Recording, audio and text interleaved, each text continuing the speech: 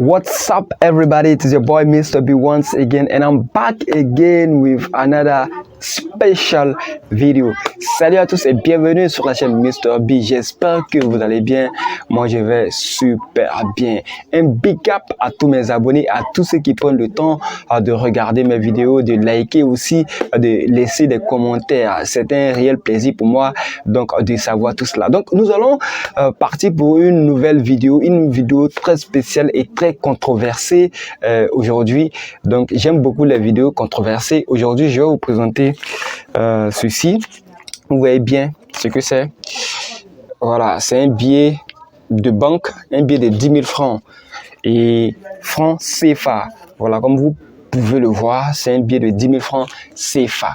Mais je vais vous poser la question avant de continuer la vidéo. Qu'est-ce que signifie CFA? Franc CFA. Le CFA là, qu'est-ce que signifie? Qu'est-ce que ça veut dire?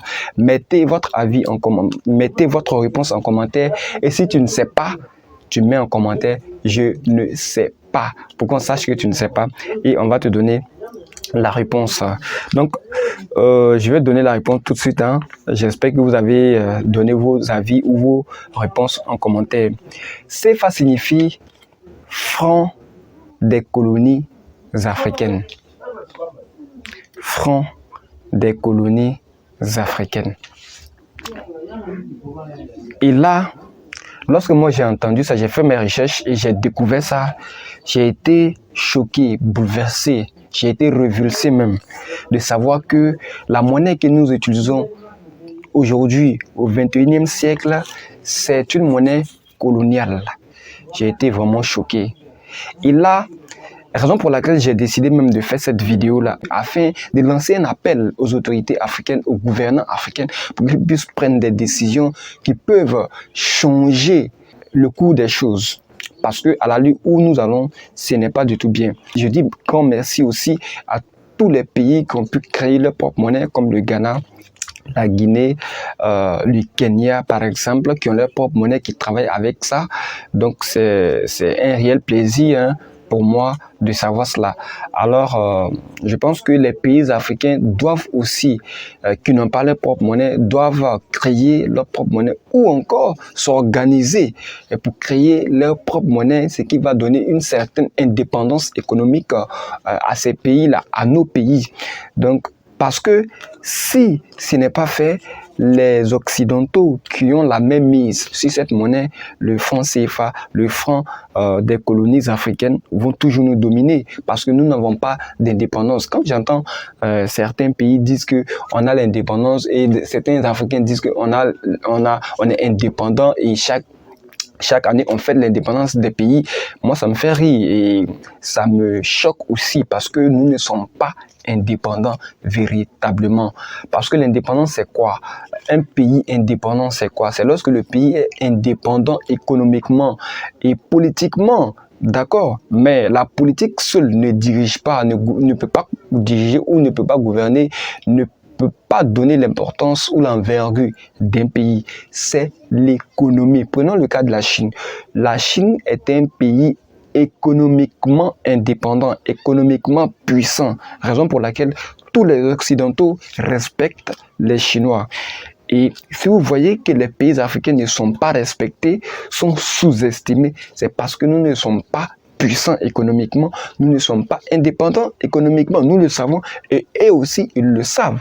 Et ça doit changer afin que nous puissions être indépendants véritablement. Lorsque nous allons fêter l'indépendance de notre pays, nous sommes fiers.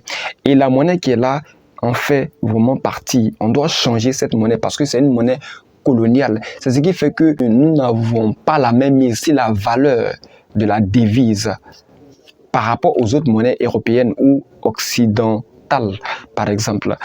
On n'a pas le choix. Lorsque actuellement 1 euro coûte, je pense, 650 francs et 1 dollar 500 francs.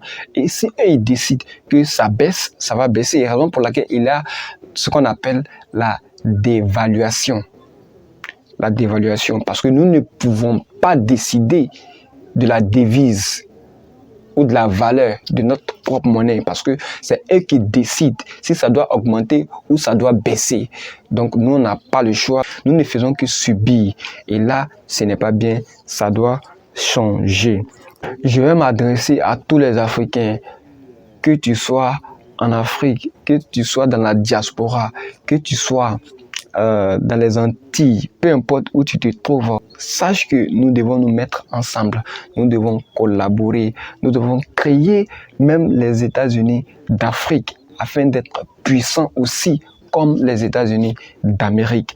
Parce que les pays africains, comme nous le constatons, séparés ou séparément, nous ne pouvons pas avancer, nous ne pouvons pas devenir puissants au point que les autres pays et surtout les pays africains et surtout les pays européens ou les pays américains nous respectent. Nous devons nous mettre ensemble à créer les États-Unis d'Afrique et notre propre monnaie afin d'être puissants et d'être respectés par tous dans le monde entier.